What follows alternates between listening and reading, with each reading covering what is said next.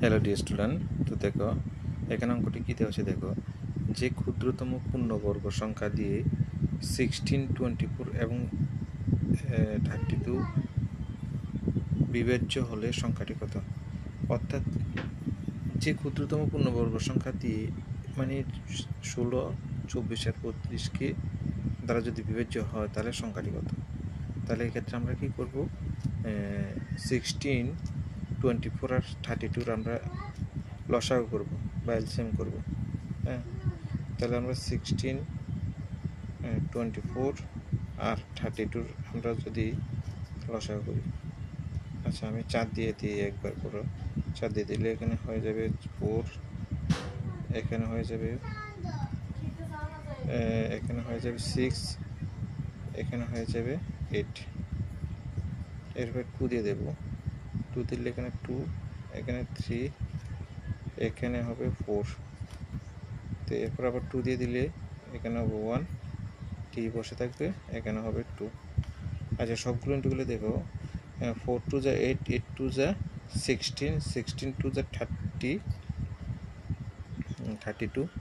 আচ্ছা 32 ইন্টু 3 করবো, 32 ইন্টু 3, তাহলে 3 2 যা 6, 3 3 যা 9, 96। তাহলে দেখো আমরা এলসিএম কত পেলাম, 96। এখন পূর্ণবর্গ সংখ্যাটি হবে, আমরা ইন্টু করে করে দেখবো, ঠিক আছে। আচ্ছা ইন্টু করে করে দেখবো আবার মানে ও সংখ্যাটা মানে এত দ্বারা বিবেচিত হয় কিনা, মানে এই সংখ্যাগুলো দ্বারা বিবেচ্য হয় কিনা আবার নিতে হবে। মানে মনে করো যে সংখ্যাটা আসবে এটা 16 দিয়ে ডিভাইড যাবে বা 24 দিয়ে যাবে, 32 দিয়ে যাবে। হ্যাঁ, তাহলে দেখো, তাহলে আমরা 96 ইন্টু মনে করো 3 করব। তাহলে এখানে কত, 3 6 18 8 কেজি 1, 27 27 28।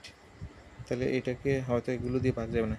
আচ্ছা আমরা এভাবে দেখবো আর কি, মনে করো 3 দিয়া, 4 দিয়ে, 5 দিয়ে, 6 দিয়ে। আচ্ছা 6 দিয়ে দেখি, তাহলে 96 ইন্টু 6।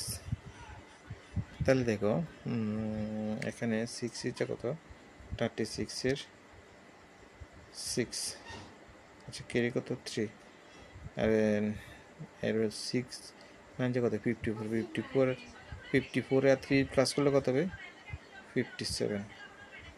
তাহলে দেখো এই 576, তাহলে 500 কত হলো 576। তাহলে এই 576কে দেখো তোমরা দেখতে পারো, 16 দিয়ে ডিভাইড হবে, 24 দিয়ে হবে, 32 দিয়ে হবে। তো এখানে আনসার কত হবে, এটাই মানে কত 576, এটাই আনসার।